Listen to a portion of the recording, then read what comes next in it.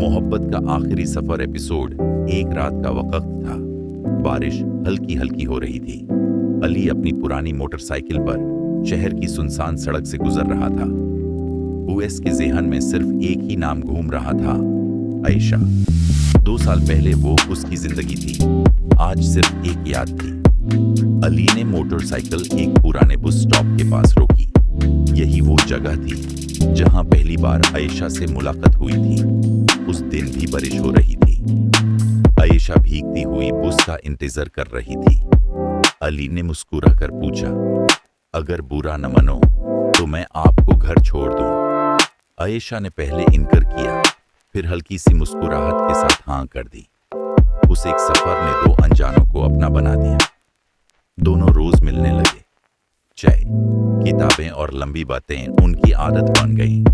अली को लगता था कि उसने अपनी दुनिया ढूंढ ली है, लेकिन एक दिन आयशा अचानक बदल गई। न कॉल्स, न मैसेजेस, सिर्फ खामोशी। अली ने हर जगह उसे ढूंढा, मगर वो कहीं न मिली। 2 साल बाद उस रात जब अली बस स्टॉप से वापस जा रहा था, तो उसे पीछे से किसी की आवाज सुनाई दी। अली उसने मुड़कर देखा। बारिश के कतरे उस चेहरे पर गिर रहे थे जिसे वो कभी भूल नहीं सका था। वो आयशा थी, लेकिन उसके साथ एक छोटी सी बच्ची भी खड़ी थी। अली के होश उड़ गए। आयशा की आंखों में आंसू थे और उसने सिर्फ इतना कहा, मुझे माफ कर दो। जो तुम जानते हो कहानी उससे बिल्कुल मुख्तालिफ है। एपिसोड 2। अली कुछ लम्हों तक बिल्कुल खामोश खड़ा रहा। उसकी नजरें आयशा के चेहरे और उस छोटी सी बच्ची के दरमियान घूम रही थीं। दिल में हजारों सवाल थे, मगर जुबान साथ नहीं दे रही थी। आखिर उसने धीमी आवाज में पूछा, तुम इतने सालों बाद, और ये बच्ची? आयशा ने गहरी सांस ली। उसकी आंखों में आंसू भर आए। अली, हर बात वैसी नहीं थी जैसी तुमने समझी। बारिश तेज होने लगी। तीनों करीब ही एक पुरानी चाय की दुकान के साए के नीचे आ खड़े हुए। चाय वाला उन्हें देखकर बोला, 2 गरम चाय बना दूं। अली ने सिर्फ सिर हिला दिया। कुछ देर तक सिर्फ बारिश की आवाज सुनाई देती रही। फिर आयशा ने बात शुरू की, जिस दिन मैं तुमसे अचानक दूर हुई थी, उस दिन अबू को दिल का दौरा पड़ा था। घर के हालात बहुत खराब हो गए थे। हम पर कर्ज था और अबू की जान बचाने के लिए हमें शहर छोड़ना पड़ा।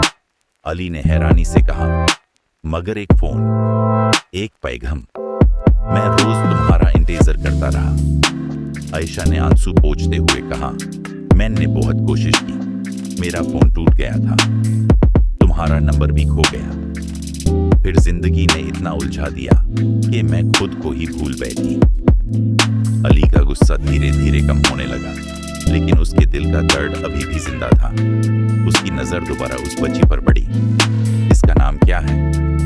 बच्ची मुस्कुराए और बोली, मेरा नाम नूर है। अली ने प्यार से उसके सर पर हाथ रखा। लेकिन ये किसकी बेटी है? ये सवाल सुनते ही आयशा की मुस्कुराहट गायब हो गई। उसने कुछ लम्हे खामोश रहकर कहा, नूर मेरी बेटी है। अली का दिल एक पल के लिए रुक सा गया। उसने नजरें झुका लें। उसके ज़हन में बस एक ही ख्याल था, शायद मेरी मोहब्बत सच में खत्म हो चुकी है। आयशा ने फौरन कहा, अली, तुम जो सोच रहे हो बात वैसी नहीं है। अली ने हैरानी से उसकी तरफ देखा। आयशा ने नूर का हाथ मजबूती से पकड़ा और धीमी आवाज में बोली, नूर मेरी बेटी जरूर है, लेकिन इसकी कहानी बहुत दर्दनाक है। अगर तुम सच जान गए तो शायद तुम्हारी आंखों में मेरे लिए नफरत नहीं, सिर्फ आंसू होंगे। अली चुप रहा। उसे महसूस हो रहा था कि कहानी अभी शुरू हुई है। दूर कहीं बिजली चमकी। इसी वक्त एक सियाह रंग की गाड़ी चाय की दुकान के सामने आकर रुकी।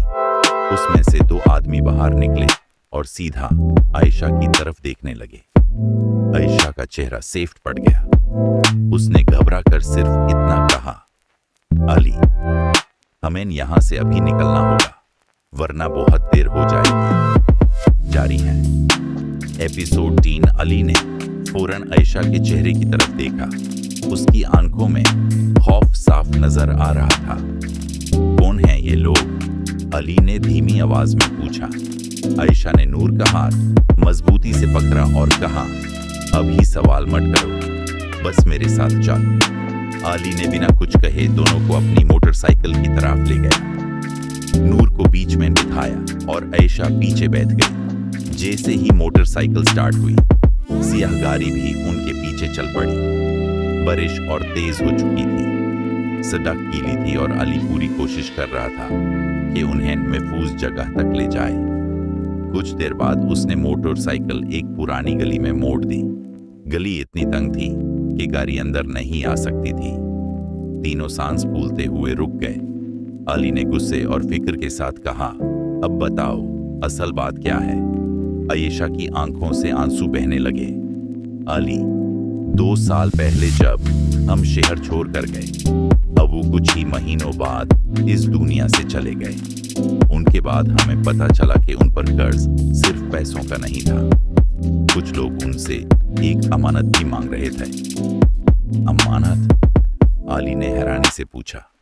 हाँ, एक पुरानी डायरी। अबू कहते थे इस डायरी में ऐसी बातें लिखी हैं जो कुछ ताकतवर लोग कभी दुनिया के सामने नहीं आने देना चाहते। अली गहरी सोच में डूब गया। फिर नूर। आयशा ने नूर को अपने से लगा लिया। नूर मेरी अपनी बेटी नहीं है। अली ने हैरत से उसकी तरफ देखा। ये मेरी मरहूम बहन की बेटी है। मेरी बहन और उसके शोहर का एक रोड एक्सीडेंट हुआ था।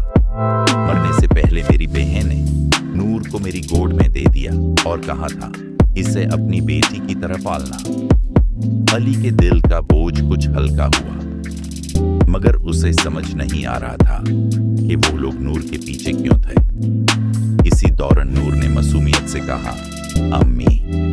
वो अंकल फिर आ गए। अली और आयशा ने फौरन गाड़ी के मुंह की तरफ देखा। वही सियाह गाड़ी बाहर खड़ी थी। एक आदमी फोन पर किसी से बात करते हुए कह रहा था, मिल गए हैं, इस बार बच कर नहीं जा सकते। अली ने गहरी सांस ली। उसने आयशा की तरफ देखा और मजबूत लहजे में कहा, जब तक मैं जिंदा हूं तुम दोनों को कुछ नहीं होने दूंगा। लेकिन अली को बिल्कुल अंदाजा नहीं था कि उन दुश्मनों का असली निशाना आयशा नहीं, बल्कि वो खुद था।